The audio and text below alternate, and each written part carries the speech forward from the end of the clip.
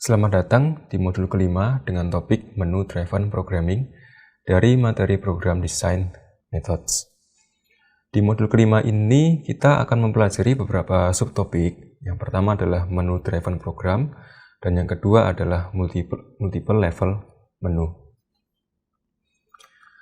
Nah, seluruh materi dari modul kelima ini kita ambil dari textbook dengan judul Starting Out with Programming Logic and Design.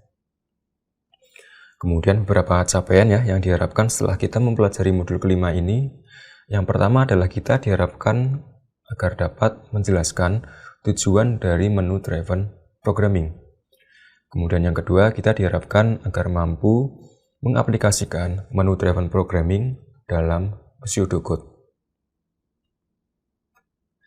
Nah, sebelum masuk lebih jauh kita jelaskan dulu nih apa yang dimaksud dengan menu driven programming.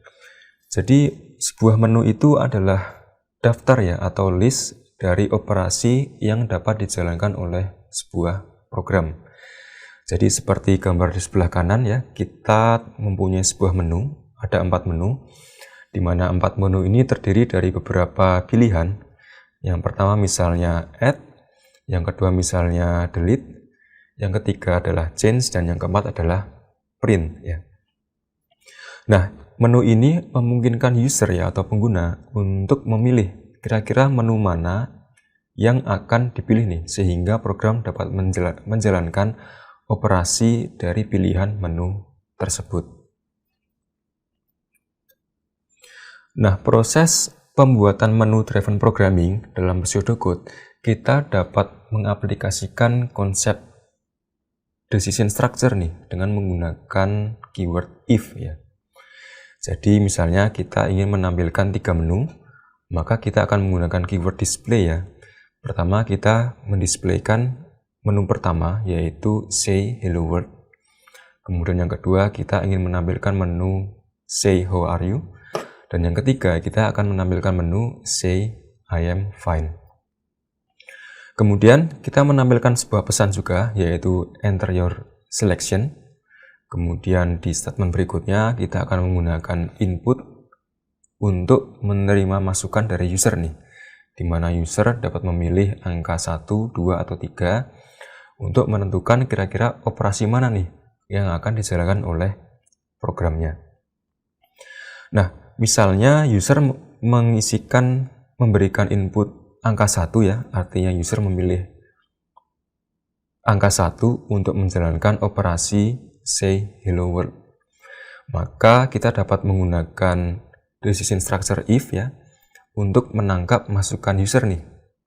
Jadi seandainya user memilih angka 1, maka statement if dia akan cek nih apakah menu selection yang mana adalah variabel input dari user itu nilainya 1 nih. Seandainya condition ini benar atau condition ini true, maka dia akan menjalankan statement hello world. Akan tetapi seandainya user memberikan input nilai angka 2 atau 3, program ini maka akan menjalankan pseudocode if yang kedua maupun yang ketiga sesuai dengan condition yang terpenuhi. Seandainya user memilih angka 2, maka di statement if yang kedua dia akan cek nih apakah menu selection yang dipilih itu nilainya adalah 2. Jika seandainya benar, maka dia akan menampilkan statement how are you.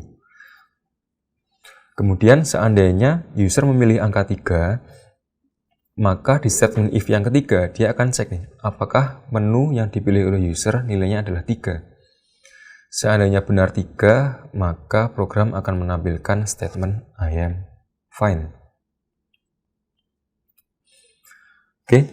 Nah, kemudian pada umumnya menu ini terdiri dari berbagai macam pilihan operation Jadi tidak hanya 4, kadang ada 10, kadang ada 15, atau bahkan lebih dari 15 Nah, seandainya kita memiliki sekian banyak cukup banyak menu untuk dipilih, maka untuk memudahkan user memilih, kita kelompokkan menu-menu ini ke dalam modul nih, atau kelompok menu yang lebih sederhana.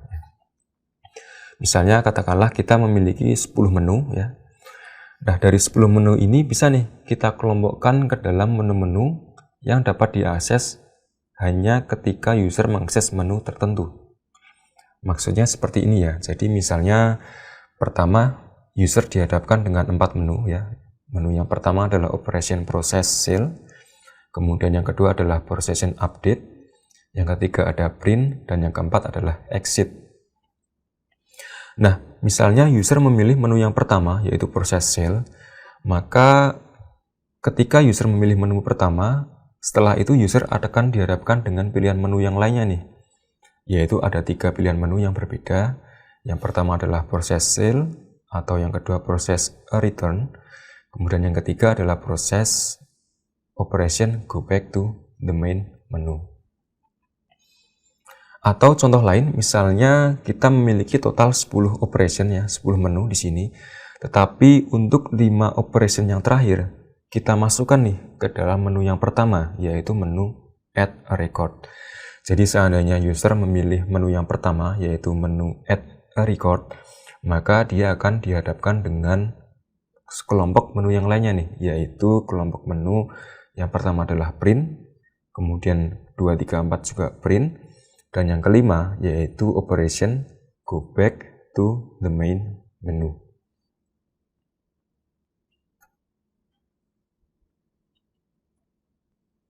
Oke, sekian isi dari modul kelima yang berkaitan dengan menu dari materi program design methods.